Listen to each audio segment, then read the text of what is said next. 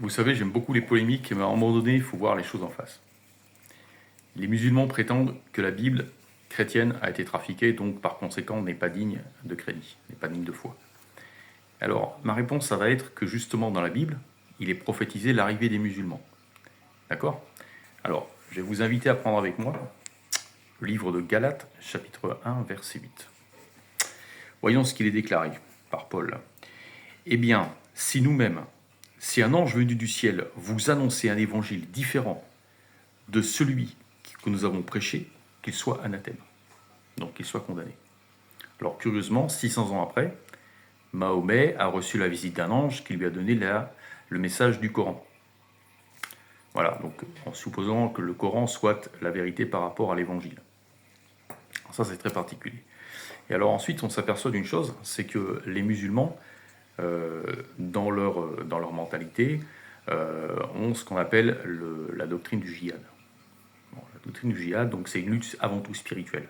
Mais il y a aussi des dérives fanatiques dans lesquelles ces gens, curieusement, ont la fâcheuse manie de décapiter les chrétiens. Alors, c'est quand même particulier. Alors, je vous invite à prendre avec moi le livre de l'Apocalypse, chapitre 20, verset 4. Et alors, il est écrit ici, puis il vit des trônes sur lesquels ils s'assirent, et on leur remit le jugement. Et aussi les âmes de ceux qui furent décapités pour le témoignage de Jésus et la parole de Dieu. Qui furent décapités. Donc c'est quand même étrange, cette coïncidence, vu que les islamiques, les fanatiques, je ne vais pas dire tout le monde, il y a des très bons musulmans, puis il y a aussi des fanatiques. Alors les fanatiques ont tendance à décapiter, en fait, les chrétiens. Alors là, on le retrouve dans l'Apocalypse. Alors c'est marrant, ça, quand même. Alors ça ne présage vraiment rien de bon. Et ensuite, quand vous prenez donc Jean chapitre 16, verset 2, vous allez avoir finalement la déclaration de Jésus, donc encore une fois, 600 ans avant Mahomet. Donc il n'y a aucun comment dirais-je, on ne peut pas prétendre que le texte a été altéré, puisqu'il est antérieur à l'arrivée de Mahomet, mais qu'il a été approuvé avant. Vous me suivez? Alors donc, chapitre 16, verset 2. Bien plus, l'heure vient où quiconque vous tuera, pensera rendre un culte à Dieu. Et cela, ils le feront pour n'avoir reconnu ni le Père, ni moi. Et voilà. Donc ces mêmes personnes qui se permettent de persécuter les chrétiens de par le monde, parce qu'il y a des persécutions, les chrétiens sont persécutés en Égypte, ils sont persécutés en Irak, ils sont persécutés en Syrie, ils sont persécutés dans la majorité des pays arabes, au Nigeria, vous avez des morts tous les jours.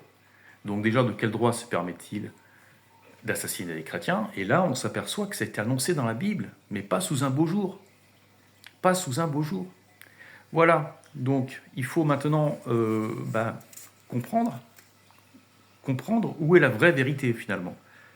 Voilà, où est la vraie vérité, où est ceux qui prétendent discréditer la Bible, et s'ils ont vraiment un message plus crédible à proposer, chose qui n'est pas le cas, puisque Jésus lui-même nous a prévenus.